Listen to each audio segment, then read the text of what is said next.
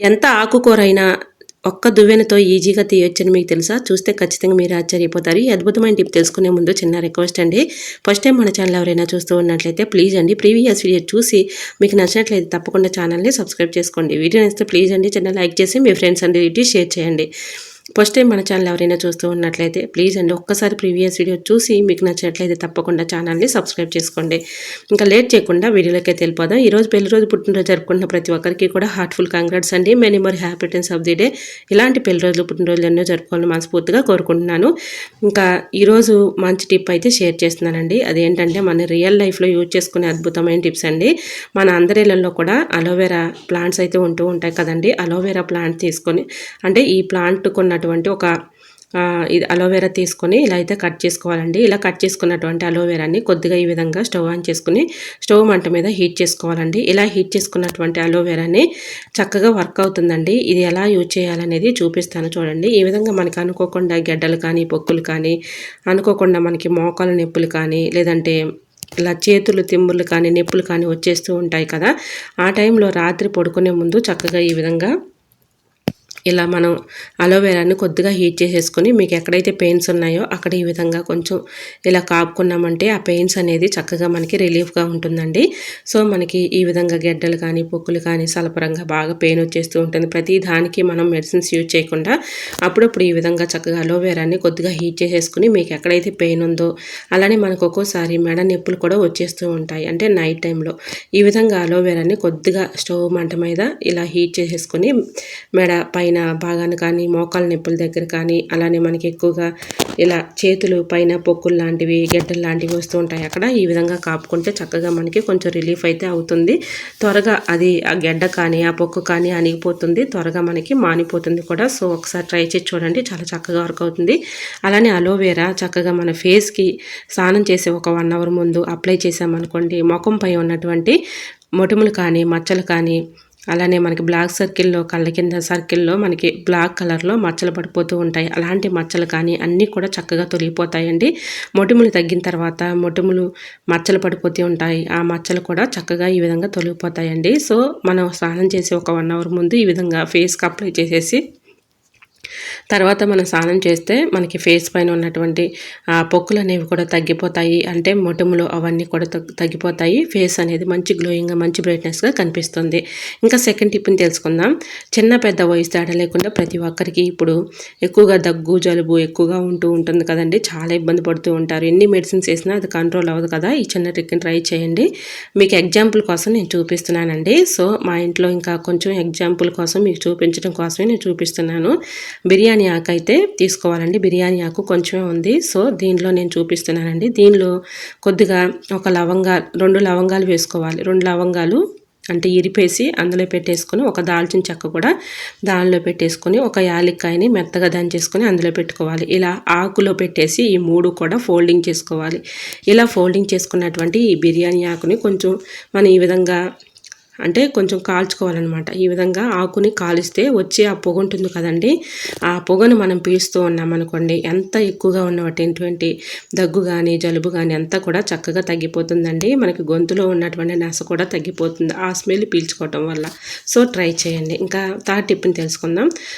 Half లెమన్ని మనం use చేసుకుంటూ ఉంటాము. ఇంకో హాఫ్ అలానే ఉంచేస్తూ ఉంటాము. అలా ఉంచడం వల్ల మనకి నెక్స్ట్ డే యూజ్ చేసుకోవాలి అంటే మనం కొంచెం డౌట్ పడుతూ ఉంటాము. ఇంకా అది బాగుంటుందా పాడైపోతుందా అని డౌట్గా ఉంటుంది.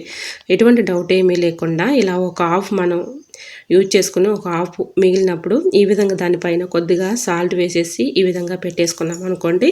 నెక్స్ట్ డేకైనా మనం యూజ్ చేసుకోవచ్చు. బయట పెట్టుకున్నా ఓకే, మనం ఫ్రిడ్జ్లో అయినా పెట్టుకోవచ్చు. సో ఈ విధంగా పెట్టుకొని నెక్స్ట్ డే అయినా యూజ్ చేసుకోవచ్చు.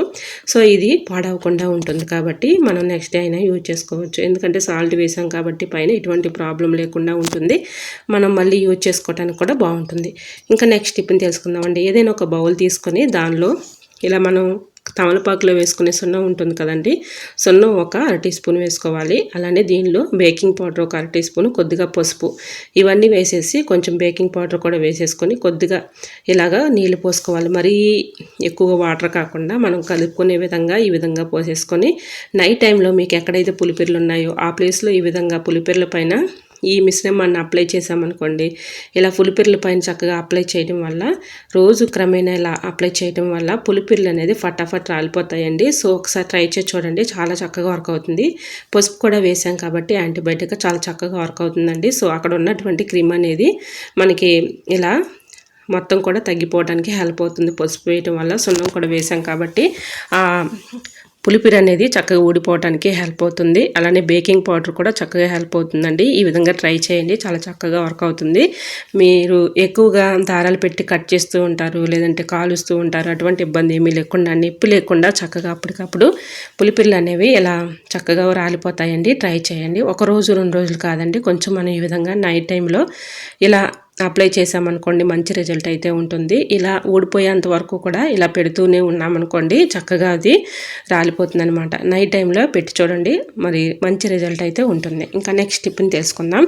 నెయ్యి అయితే మనం అందరం కూడా యూజ్ చేసుకుంటూ ఉంటాం కదండి. నెయ్యి ఎక్కువ రోజులు మనకి నిల్వ ఉండాలి అంటే దాంట్లో చిన్న బెల్లం ముక్కను వేసేసామనుకోండి, నెయ్యిలో మంచి స్మెల్ అయితే వస్తుందండి. ట్రై చేయండి. అలానే మనం నెయ్యి కావాలి అనుకున్నప్పుడు ఏదైనా ఒక బౌల్లో తీసుకొని ఆ బౌల్లోకి హీట్ చేసేసుకొని మనం కర్రీలో కానీ పప్పులో కానీ వేసుకొని తింటూ ఉంటాం. అలా కాకుండా మనం వేరే బౌల్లో వేసుకునే పని లేకుండా మనకి ఎంత కావాలో అంత తీసుకోవడానికి ఒక స్పూన్ని ఈ విధంగా స్టవ్ పైన హీట్ చేసేసి ఇలా నెయ్యిలో పెట్టేసామనుకోండి, చక్కగా మనం నెయ్యి అనేది తీసుకోవడానికి యూజ్ అవుతుంది. ఎందుకంటే హీట్గా ఉన్నటువంటి స్పూన్ దాంట్లో పెట్టేసామనుకోండి, నెయ్యి అనేది కరుగుతుంది. మనకి ఎంత కావాలో అంత వేసుకోవచ్చు.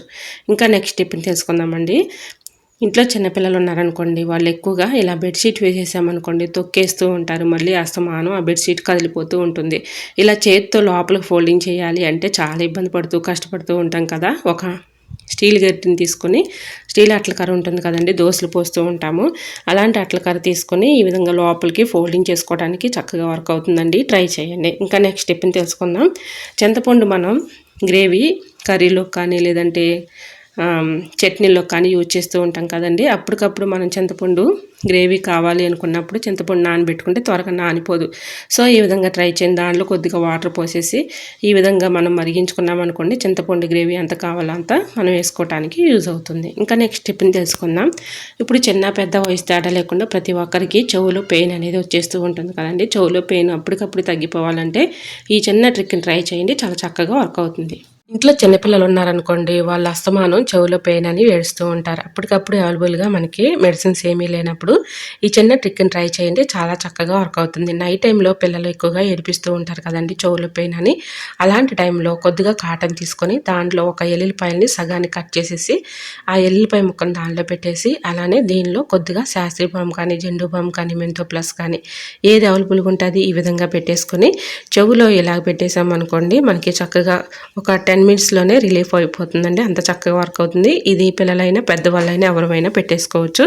సో మనకి సింపుల్గా ఇలా 10 minutes లోపలనే ఇలా చెవుల పెయిన్ అనేది తగ్గిపోతుంది. వీటి ఘాట్ అనేది చెవులోకి వెళ్ళి ఆ పెయిన్ అనేది రానియకుండా హెల్ప్ అవుతుంది అనమాట. అంత చక్కగా వర్క్ అవుతుంది. ట్రై చేయండి.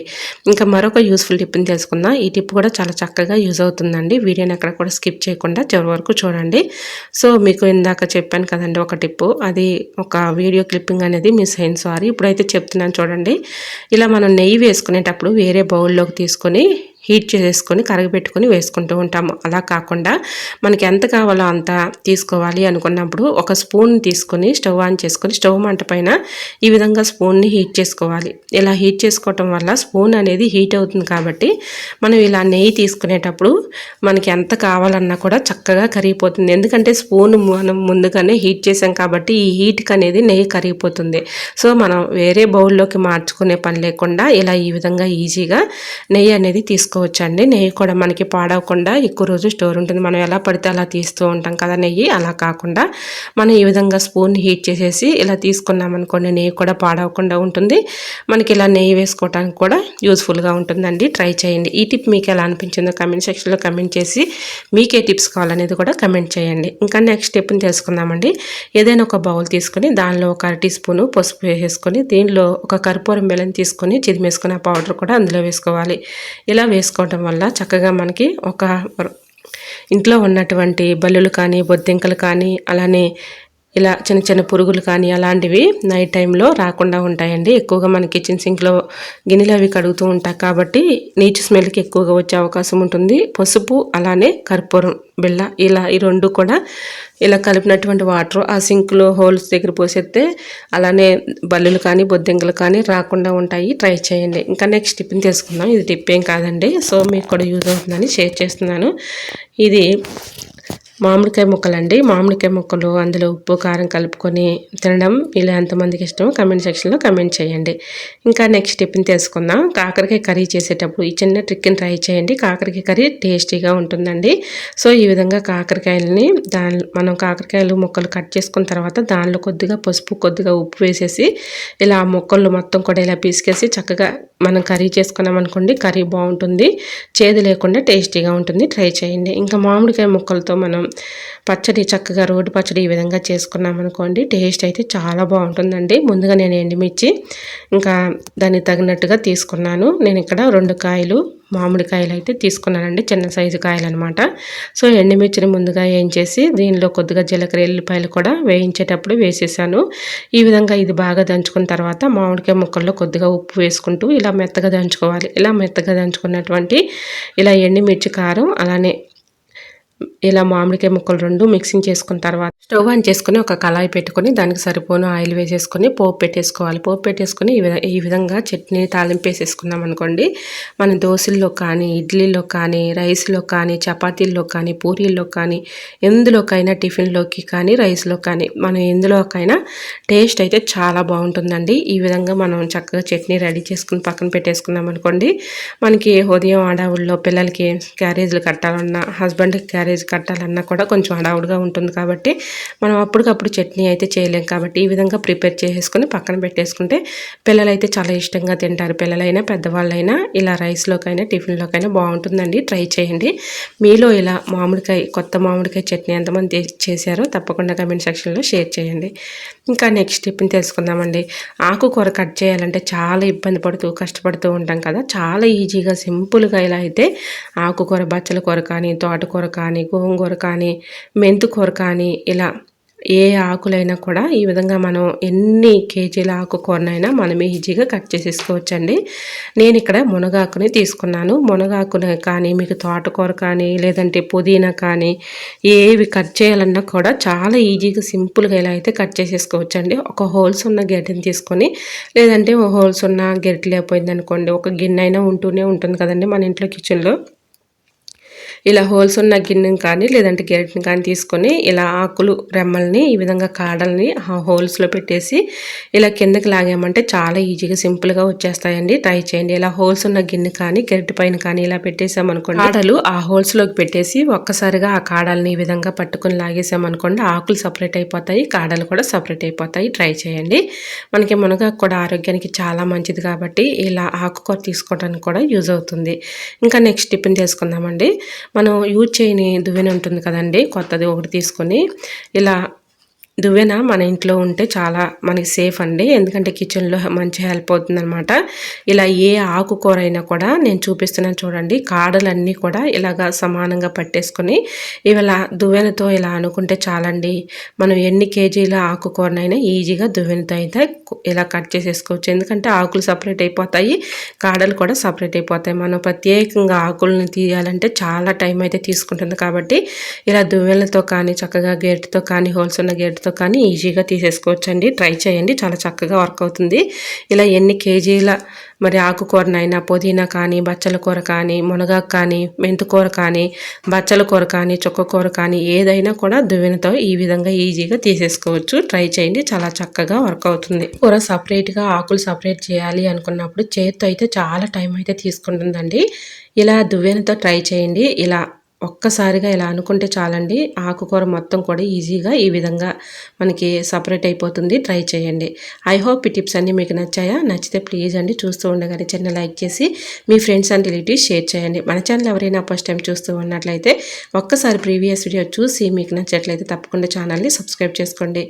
మరి ఈ టిప్స్ అన్నిటిలో ఏ టిప్స్ అయితే మీకు యూస్ఫుల్గా ఉన్నాయో, ఏ టిప్స్ అయితే మీకు బాగా నచ్చాయో అనేది ప్లీజ్ అండి చిన్న కమెంట్ చేయండి. మీరు ఇచ్చే చిన్న కమెంట్ వల్ల నాకు కూడా సపోర్టింగ్గా ఉంటుంది. మరి మీకు ఈ టిప్స్ యూస్ఫుల్గా ఉన్నాయా లేదా అనేది కూడా నాకు కూడా అర్థమవుతుంది.